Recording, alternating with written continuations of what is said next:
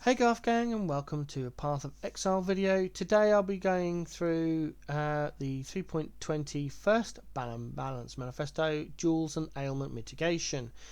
Predominantly coming from a Heist player and content creator. That's how I'm going to be looking at it. You've probably already seen, read and digested this post from GGG and had a look at other content creators' videos, reactions, etc. So my first point here is right down the bottom they say several. Now the definition of several is between 6 and 9/10. So is this one of 6, one of 7, one of 9? I get the point they made on a previous communication to us that they want these mini manifestos out so the community can provide feedback and they may change the manifesto or provide more communication. But if they've got several coming out and then they're going to do the actual patch notes / balance manifesto and the live reveal, that's a lot of work. That is a lot of work, especially if they want to give feedback on the community feedback. It's a lot of work. My biggest issue, I believe, is this line here where it says unique duels will no longer be offered as quest rewards. So as a Heist player, I love getting going fast, getting to Ender's Heist as quickly as possible. So by the time I get to Act 5, I've already got a dual socket on my build ready for Assassin's Haste, for the movement speed, the attack and cast speed, and the mana regeneration. At this point, all of those are useful to most builds in Act 5. All of this is good, juicy goodness. Additionally, it also lines us up for Act 8 when we pick up the Conqueror's Efficiency. And again, in Act 8, I think most builds are at least going to like that, the mana reservation, and all the mana cost of skills, and all the skill effect duration. All good stuff. I've also noted that this is the second time that they have removed a guaranteed way of getting mana reservation. They removed the mana reservation mastery in 3.19 and now are removing a unique duel that, okay, it's only a little bit, but at that little bit you could generally fit in one of the smaller auras like vitality, clarity or precision. So that could be an issue, a little one. Is this an overarching ploy to remove a mana reservation from sources to stop us from getting so many auras?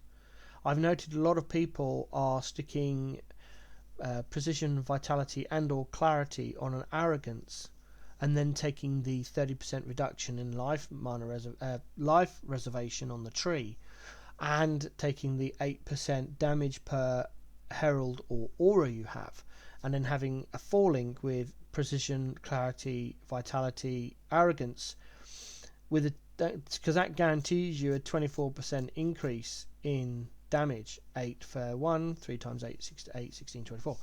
I've seen that a few times just for leveling up, because 24% damage at low levels is quite huge. Now I know it's a 4 link, but a 4 link with a guaranteed 24% increased damage. Anyway, bit of a side note. Back to the thing. So these quest rewards will now offer a random rare duel. Well, I don't know about you, but every time there's a rare item up for grabs as a quest reward, if I don't have to do that quest, I won't do it. There's no point. Even if I have to do it for whatever reason, or it's just nice and close to the circuit I'm doing leveling up, I'll do that quest anyway. And then invariably, if it's an item with links, I'll go for one that's going to give me a chrome orb. If not, I'll just pick it up and vendor it without IDing it for the transmutation orbs, because then I can use the transportation orbs, as you've seen in previous videos of mine, to buy items from a vendor that are chrome recipe and vendor that to get a chrome to help colouring sockets. So, and I still think it's ridiculous in Act 10 that you get a 4 link. If you're not on head, chest, gloves, boots, 4 links by the time you get to Act 5, in my opinion, you have a bad filter. This is why I promote Baylor Mage's filters in all my videos. His League Starter one is second to none. I use it on all my builds, starting, even if it's not League Start. I use it in all leagues, whether I'm softcore, hardcore or standard, doesn't matter. The reason being is it promotes and massively highlights 3 and 4 link items that drop on the ground, whereas previously, before using Baylor Mage's filters, I would struggle. I don't struggle anymore. I'm in 4 links most of the time on that filter. RNG can still screw you, I admit. I have had that before, but most of the time, by the time you get to Act 5, you're in 4 links where you need your 4 links. Or you've used a crafting bench and a recipe that you've picked up to craft your own 4 links. So I don't get it. Possibly it's because they haven't given us the full manifesto. We have no idea if they're changing anything else, such as other ways of getting ailment avoidance, like automated flasks in maps. Purity of Elements is a good one to take in Act 3 to see you through to Act 7, and then by then you're probably looking to drop it.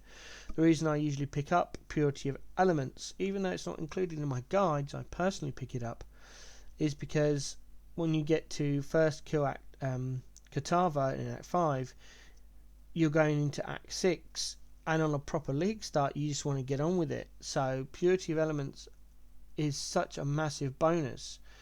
You invariably don't need to do too much regearing after Act 5 Katava kill. You go straight into Act 6, and those first few areas have got so much fire and cold damage, it's unbelievable. Having Purity of Elements just to get through Act 6 is amazing. And then by the time you get to Act 7, it's usually time to drop Purity of Elements and start setting up your end-game auras. Or at least the auras you plan on leveling with. That's my personal opinion anyway. Other sorts of ailment mitigation is just if you're on the right-hand side of the tree, such as Raid of Shadow, you can dip down and get the ailment avoidance tree there, craft a couple of bits on your gear, job done, you're ailment immune.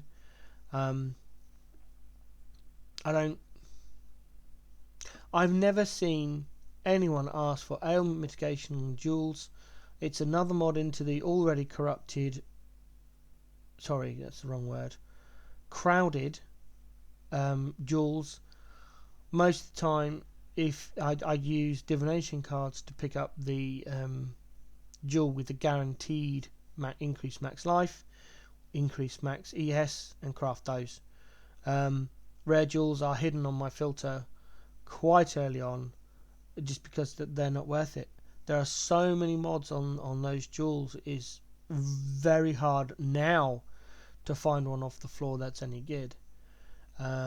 Adding ailment mitigation onto those duels now, again, is just dilating the pool. Probably repeating comments and or observations made by other content creators, but yeah, excuse me, that's my personal viewpoint on this first manifesto. I don't understand why they've done this.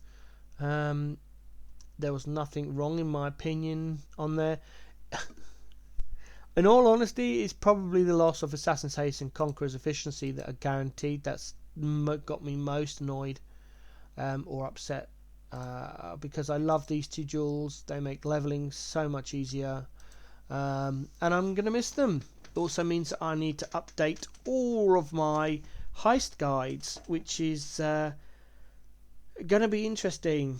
I'll probably start doing some updates over the next few days, because I know some people are already starting to do league start practice, so gonna have to remove those duels from my guides now. Anyway, those are my thoughts and observations, and my conspiracy theory over minor reservation deletion. I'm not sure. Like I said, I don't know if GGG have thought about this.